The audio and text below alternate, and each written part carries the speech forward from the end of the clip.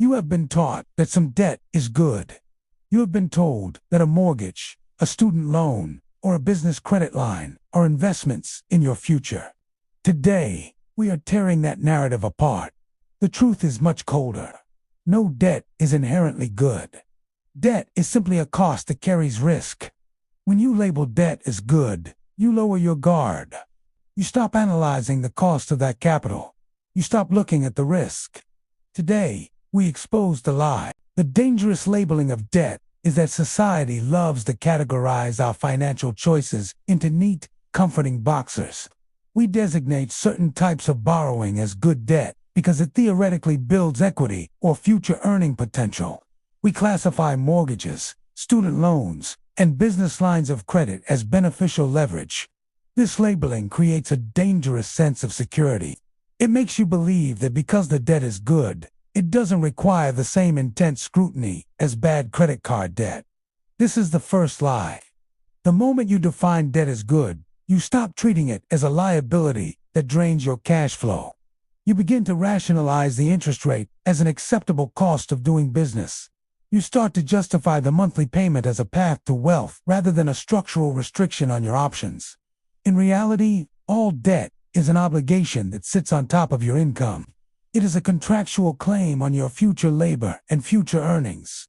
Whether the bank calls it a mortgage or a personal loan, the effect on your household liquidity is identical. When you allow your brain to categorize debt as good, you lose your defensive edge. You start borrowing against future potential that may never materialize. You commit your current income to long-term promises that you cannot easily break. If you want to build real wealth, you must stop looking at the purpose of the debt and start looking at the mechanical cost of the debt. The narrative of good debt is a marketing tool for lenders, not a financial strategy for you. The ROI illusion is the standard argument for good debt, is that the asset you purchase will appreciate faster than the interest cost of the loan. This is the bedrock of the real estate and student loan investment thesis. But this argument ignores the harsh volatility of the real world. It assumes a perfect, linear path where your assets rise in value and your income stays consistent. It assumes that you will never experience a job loss, a market correction, or an unexpected repair bill. When you borrow to invest, you are not just betting on the asset. You are betting on your own ability to service that debt during a crisis. If you have a rental property that is good debt because it is a tax-advantaged investment, but it sits empty for 3 months, it becomes a massive liability. The bank does not care about your investment thesis when the payment is due. They only care about the cash. Most people fail to calculate the cost of capital versus the risk of ruin. If your return on investment is 6% and your interest rate is 5%, your margin is razor thin. One bad month of occupancy or one major maintenance issue wipes out your entire annual profit. You are essentially working for the bank for free. This is the reality of leveraged investing. You are taking on all the risk, yet the lender takes their guaranteed cut regardless of how the asset performs. When you buy into the good debt lie, you become a captive customer who prioritizes the bank's bottom line over your own. The psychology of rationalization is that human beings are master rationalizers. When we want something, we find a way to make it look like a smart, strategic move.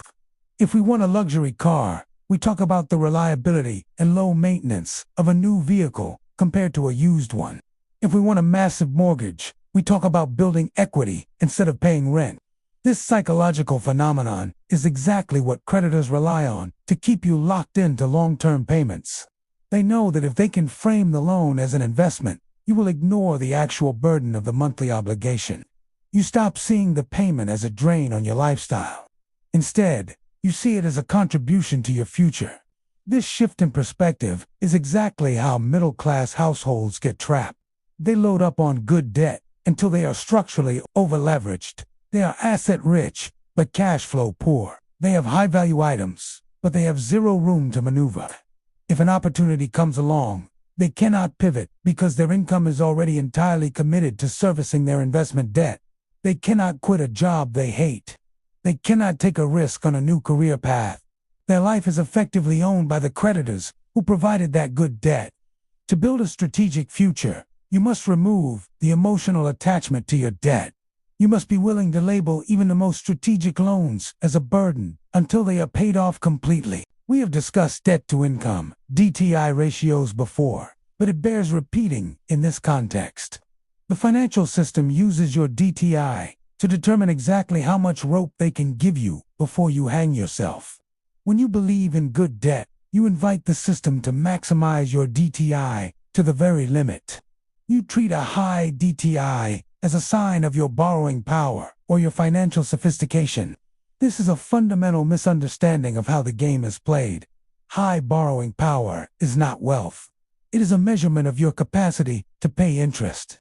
Every dollar of good debt you take on reduces the amount of capital you have available for true wealth creation. True wealth is built on the spread between your income and your living expenses. When you carry massive amounts of good debt, you shrink that spread.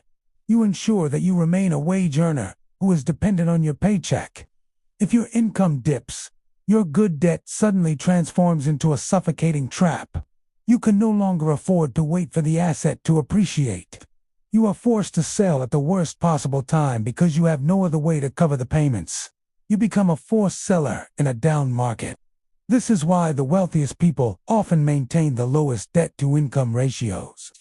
They understand that liquidity, the ability to move quickly, is far more valuable than the theoretical appreciation of a leveraged asset. They value the ability to say no more than the ability to say yes to another loan. It is time for you to audit every single line item on your balance sheet with a ruthless eye. Stop looking at your loans as good or bad and start looking at them as productive or destructive. A productive loan is one that generates a return significantly higher than the cost of the interest, while also maintaining your cash flow margin. If the debt does not generate immediate cash or a structural reduction in your expenses, it is a drag on your freedom. Most debt that people call good is actually just delayed consumption. It is borrowing from your future self to fund your present desires or ambitions. You must stress test your current debt portfolio against a scenario where your income drops by 50%. If that scenario causes you to default, you are not leveraged, you are exposed.